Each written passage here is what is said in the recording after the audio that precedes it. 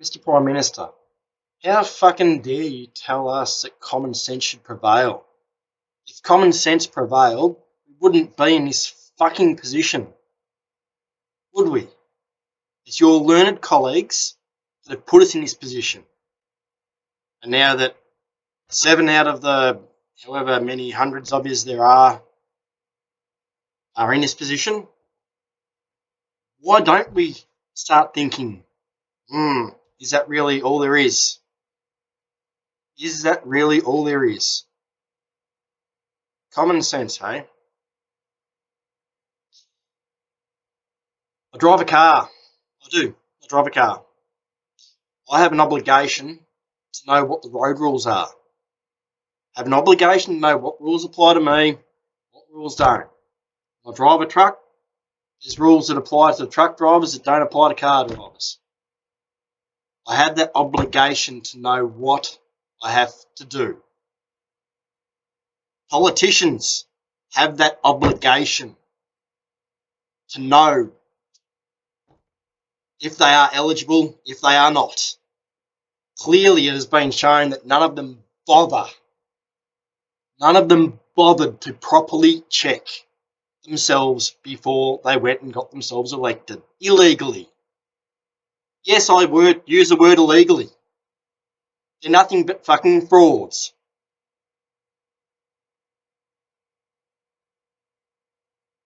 Don't like that. No.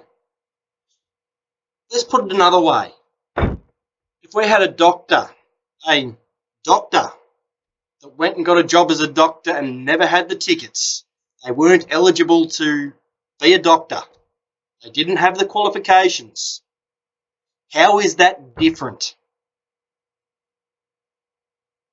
And will we just go, well, sweep that onto the corner? Agreed, we don't go and chase every single doctor down. Agreed that. But when there is a problem, and there's only a couple of hundred of you that need to be checked, it's not that big a problem. You're willing to spend however many millions it was to do the non-binding, your postal votal, whatever the hell it was, for the marriage equality bullshit that I don't care about, but that's just me personally. But you go out and spend that money on that, and you're worried about the costs and the time involved to properly vet all politicians. I can't believe that it isn't done before they're even down as a candidate. I cannot believe that. You talk about common sense. You're right. Common sense would have meant it wouldn't have got to here. The other thing that I've heard you mention today was about the rule of law. Now, I could be wrong, but I believe you are a legal person anyway. So you should know. Rule of law means it applies to everyone. Doesn't mean it doesn't apply to the police, it doesn't apply to the politicians, doesn't apply to the judges. The rule applies to bloody everyone. If you're stuffed up, you should bloody cop the penalties. Shouldn't you? Now, common sense would say that all the money that these politicians have been paid when they've been ineligible should be repaid. Common sense. Or should 7 out of every 300 Australians go and rob the banks? And because there's so many of us, you'll just ignore it and just sweep it under the carpet? Of course not. Of course not. It's not your responsibility personally, I don't believe anyhow, to individually vet yourself, everybody, your member of parliament. But it is their individual responsibility. And they're taking money that they should have never been eligible for.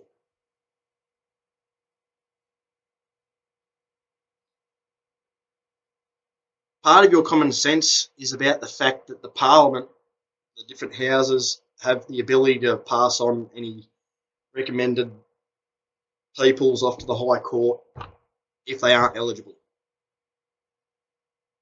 I just sort of sense a little bit of a conflict of interest there. To me, that's been proven recently with the member, I don't know who it is. Frankly, I don't care who it is. That has come out after the recent High Court decision. And he's finally decided, oh, yeah, better put your head up. But he was quite happy to just duck his head and pretend nothing's going wrong. How the hell do you expect us to trust any of you? You just want to duck, weave, hide, and hope it all goes away.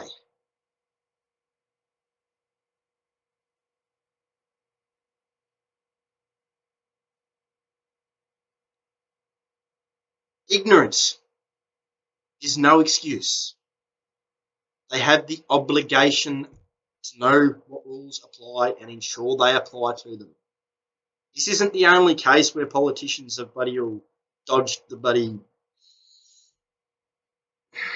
been rather dodgy with Australian money. Not in my opinion, anyhow.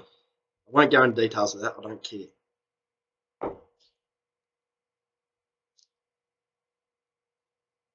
Suggesting that the Houses of Parliament are the only ones that should bother referring anyone off to the High Court for these decisions. To me, it doesn't even need to go to the High Court. It's bloody black and white. If you hold 2 citizenships, then you're gone. Plain and simple. Don't know how much more simple it could get.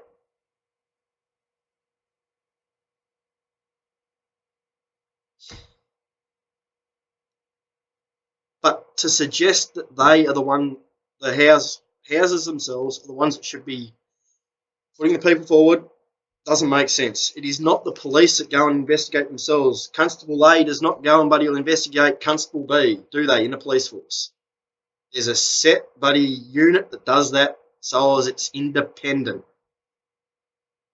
Quite frankly, I don't know about anyone else, but I do not trust any single one of you. I do not.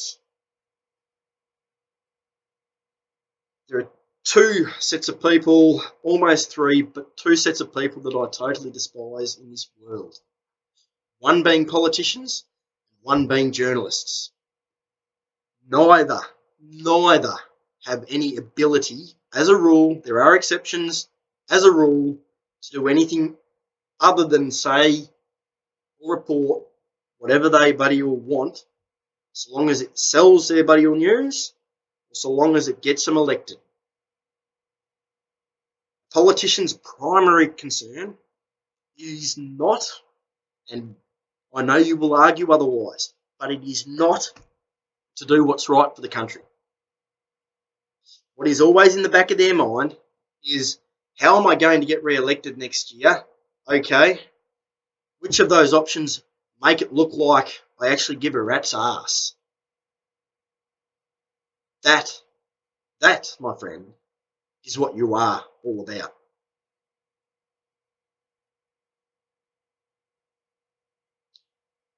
Get it sorted. It's not going to go away. I'm fucking fed up with it, and I can't wait till I die because of the fucked up way the politicians run our country.